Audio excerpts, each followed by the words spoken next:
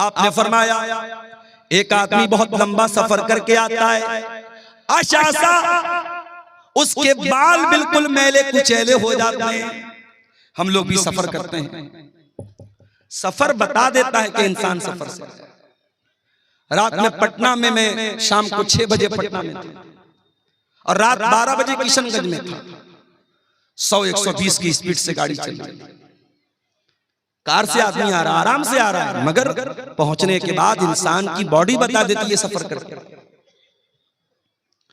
अल्लाह के नबी फरमाते इतना लंबा सफर करके आया है, आशासा बाल परागंदाए अगबरा, उसके कपड़े मैले कुचैले, उसके कपड़े देख करके पता चल रहा है बड़ा लंबा सफर करके आया है। यमुद्दु यदैहि, और अपने हाथों को उठा करके अल्लाह से दुआ करता है। देखो जब बंदा हाथ उठा के दुआ करता है तो अल्लाह ताला दुआ कबूल करता है। अब यहीं से ये मसला भी नोट कर लो कि दुआ के लिए हाथ उठाना ये दुआ के आदाब में से। अब बाज लोग कहते हैं साहब नमाज के बाद हाथ उठा के दुआ कर सकते हैं कि नहीं? अगर इंडिविजुअली कर रहे हो, अलग अलग कर रहे हो, कर सकते हो, लेकिन अगर इज्तिमाई हो रही है तब ये बिदअत है, इसकी गुंजाइश नहीं। आदमी अपने तौर पर अल्लाह से कुछ मांग रहा है, कोई मसला नहीं, मांग सकता है भाई। जरूरी तो नहीं कि नमाज में मैंने सब मांगा। मेरा बच्चा बीमार है, नमाज मैंने पढ़ ली, अब मैं हाथ उठा के दुआ करूं अल्लाह मेरे बच्चे को शिफा दे। कारोबार को लेके परेशान हूं, दुकान अच्छी नहीं चल रही है, रोजी रोटी अच्छी नहीं चल रही है, नमाज पढ़ लिया, तस्बीहात पढ़ ली, दुआएं पढ़ ली, अस्कार पढ़ लिया, अब हाथ उठा के दुआ कर रहा हूं अल्लाह मेरी दुकान को तू चला दे, मेरी रोजी को कुशादा कर। कोई हर्ज की बात नहीं, हाथ उठा के दुआ कभी भी कर सकते हैं, कोई हर्ज की बात नहीं। बल्कि हाथ उठा के जब बंदा दुआ करता है, अल्लाह के प्यारे नबी फरमाते हैं इन्नल्लाह हय्युन करीमुन, अल्लाह ताला हया वाला है, अल्लाह ताला करम वाला है। जब बंदा अल्लाह की बारगाह में हाथ उठा के दुआ करता है तो अल्लाह ताला को हया आती है कि बंदे को खाली हाथ कैसे लौटाए। अल्लाह बंदे को खाली हाथ नहीं लौटाता। दुआ के लिए हाथ उठाना ये दुआ के आदाब में से। अल्लाह के रसूल कह रहे लंबा सफर करके आया है, बाल मैले कुचैले, कपड़े गंदे, और हाथ उठा के दुआ कर रहा है और कहता या रब्बी ऐ मेरे रब, या रब्बी ऐ मेरे रब। अल्लाह को रब कह के दुआ कर रहा है। ये भी मसला याद रखो, जब अल्लाह को रब कह के दुआ मांगी जाए तो दुआ जल्दी कबूल होती है। एक तो मुसाफिर है, मुसाफिर की दुआ जल्दी कबूल होती है। लंबा सफर करके आया है, मुसाफिर है, कपड़े मैले कुचैले हैं, हाथ उठा के दुआ कर रहा है, अल्लाह को रब कह के दुआ कर रहा है। यानी कबूलियत के कई असबाब और कबूलियत की कई चीजें इकट्ठा हो गई हैं, लेकिन अल्लाह के नबी फरमाते हैं व मतामुहु हराम व मशरबुहु हराम व मलबसुहु हराम व गुज़िया बिल हराम फअन्ना युस्तजाबु लिज़ालिक। ऐ मेरे सहाबा, उसका खाना हराम कमाई का, उसका पानी हराम कमाई का, उसका कपड़ा हराम कमाई का, उसकी परवरिश हराम कमाई की। फअन्ना युस्तजाबु लिज़ालिक, ऐसे इंसान की दुआ कैसे कबूल होगी? हराम खाने वाले की दुआ कबूल नहीं होगी मेरे भाई। रोते रहे हम। आसाम से आए हैं मुनव्वर हुसैन आसामी से, पूछा मैंने वहां के हालात, बयान नहीं कर सकता क्या हालात। जुल्म की बहुत सारी दास्तानें शायद हम तक और आप तक पहुंचती भी नहीं है, जिनको कलम लिख नहीं सकते, ज़बानें बयान नहीं कर सकती, वो जुल्म आज हो रहा। फलस्तीन के शहर गाजा में क्या हुआ? छोटे छोटे बच्चों के कैसे चिथड़े बने, और यहां इमाम हरम दुआ कर रहे हैं। रमजान में रो रो के दुआएं हो रही हैं, इंडिया के चप्पे चप्पे में दुआएं हो रही हैं। ये दुआएं क्यों कबूल नहीं हुई? क्योंकि हमने ये देखना बंद कर दिया कि हमारी कमाई हलाल है क्या। अल्लाह के नबी के एक सहाबी हैं, नाम नोट कर लो, साद बिन नबी वक्कास। अभी पूछो इतना बड़ा मजमा है, अब्दुल गफ्फार साहब आपकी हर तकरीर सुनता हूं, आपके साथ सेल्फी लेने का बड़ा शौक है।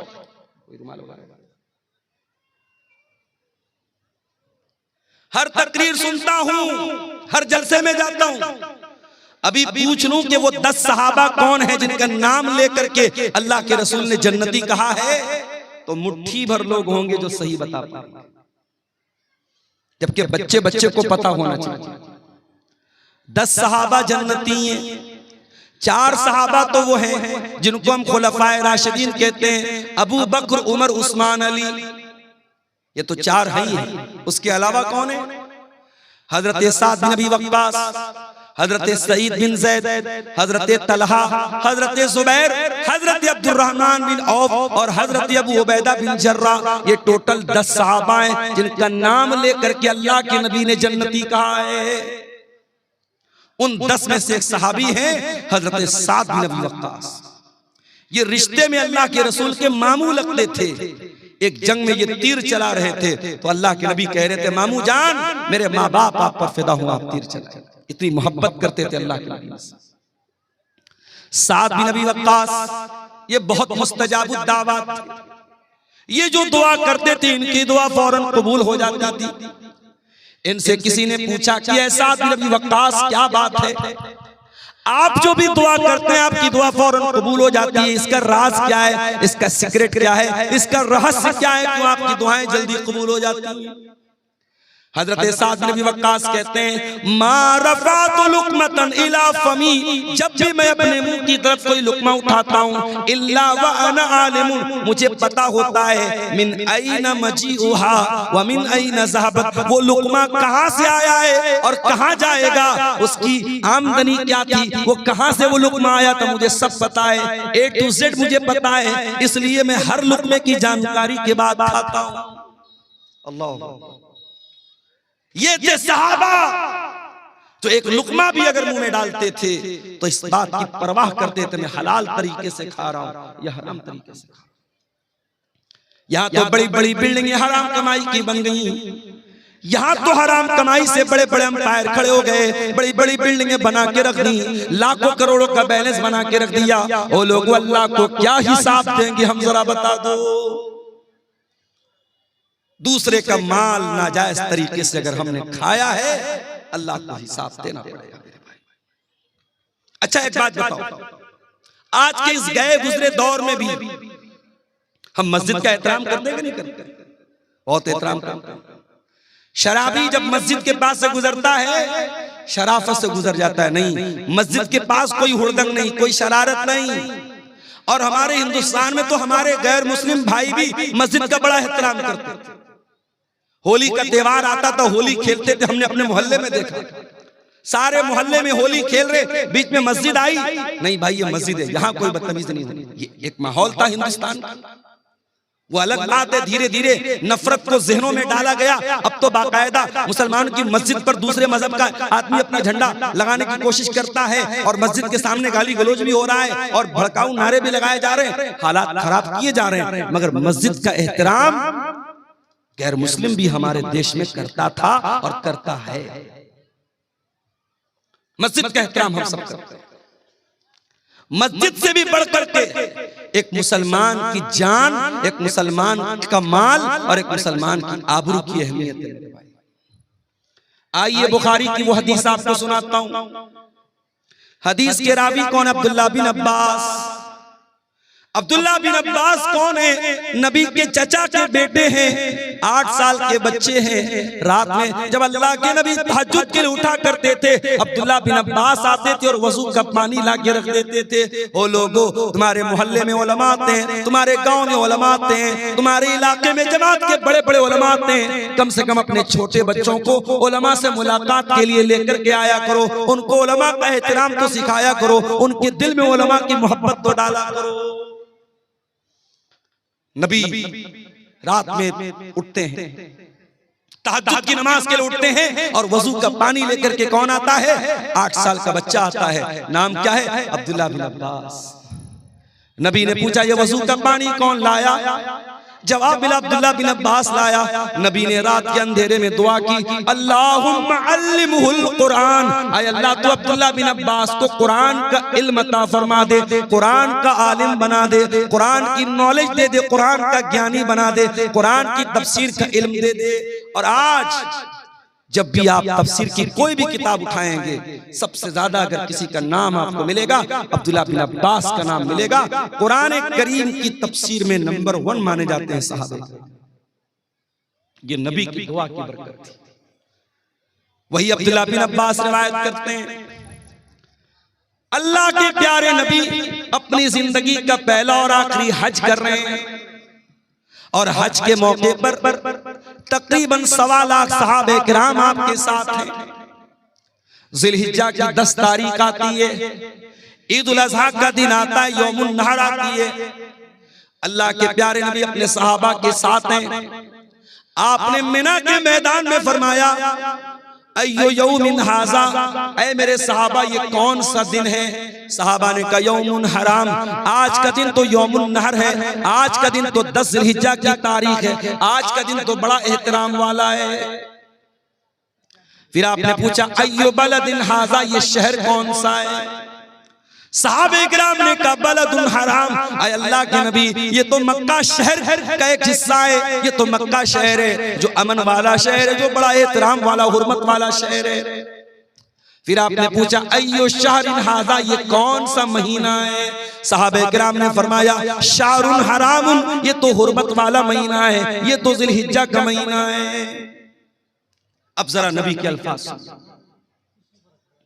अल्लाह के प्यारे नबी ने फरमाया इन्ना दिमाअकुम व अमवालकुम व आराज़कुम हरामुन अलैकुम का हुर्मत यौमिकुम हाज़ा फी बलदिकुम हाज़ा फी शहरिकुम हाज़ा।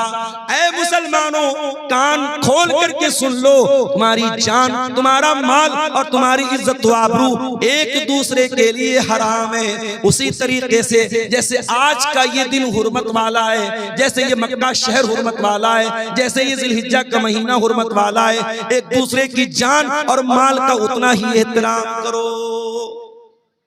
किसी का माल नाजायज तरीके से लेना आपके लिए जायज नहीं है मेरे भाई। और आगे बढ़िए, कुरान का दूसरा पारा उठाइए। अल्लाह फरमाता है वला ताकुलू अमवालकुम बैनकुम बिल बातिल, ऐ मुसलमान तुम एक दूसरे का माल नाजायज तरीके से, बातिल तरीके से, इनवैलिड तरीके से, अवैध तरीके से न खाया करो। एक दूसरे का माल हराम तरीके से न खाया करो। वह तुदलू बिहा इलल हुक्काम, और अपने मसले को अदालत में ले जाकर के लेताकुलू फरीकम मिन अमवालिन नास बिल इस्मी, लोगों का माल नाजायज तरीके से खाने के लिए अपने मसले को अदालत में न लेके जाओ। कभी कभी ऐसा होता है, हमें मालूम है जमीन हमारी नहीं है, जायदाद हमारी नहीं है, पैसा हमारा नहीं है, हम हड़प रहे हैं किसी का, मगर हमको पता है अदालत में जाएंगे तो हम जीत जाएंगे। वो किसी ने अदालत की फुल फॉर्म बयान की है ना, आओ दावा करो, लड़ो और तबाह हो जाओ, बिल्कुल सही है। अभी उत्तर प्रदेश में मदरसे का मुकदमा चल रहा है, पता होगा आपको। उत्तर प्रदेश में जितने सरकारी मदरसे थे, इलाहाबाद हाई कोर्ट का फैसला आया कि ये सारे मदरसे गैर कानूनी हैं, इनको बंद कर दिया जाए और इन मदरसे में पढ़ने वाले बच्चों को स्कूल में डाल दिया। अदालत को उन मदरसों में पढ़ने वाले 2 लाख बच्चों की तो चिंता थी, मगर उन मदरसों में पढ़ाने वाले 10,000 टीचरों की कोई चिंता नहीं थी।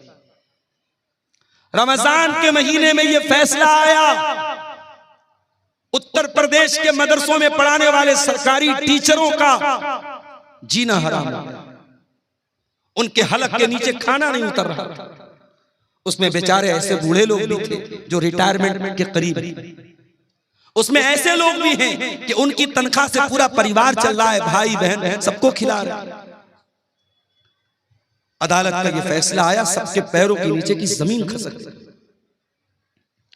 बहरहाल वहां टीचरों की ऑर्गेनाइजेशन है, उसने इस मसले को सुप्रीम कोर्ट में लेकर के गए और सुप्रीम कोर्ट के बड़े महंगे वकीलों उसमें चिदम्बरम जी जो हमारे देश के पहले मिनिस्टर रह चुके हैं, उनका भी नाम है। और भी कई बड़े बड़े जो एडवोकेट हैं, वकील हैं, जिनकी एक एक दिन की फीस 10-10 लाख 20-20 लाख रुपया फीस है। एक एक सुनवाई की उनकी फीस को अदा किया गया और सुप्रीम कोर्ट में मजबूती के साथ अपना मामला रखा गया। और अभी 2 दिन पहले सुप्रीम कोर्ट का फैसला आया। सुप्रीम कोर्ट ने कहा नहीं, ये मदरसे गैर कानूनी नहीं है, मदरसे को बरकरार रखा जाए, मदरसों को बंद न किया जाए।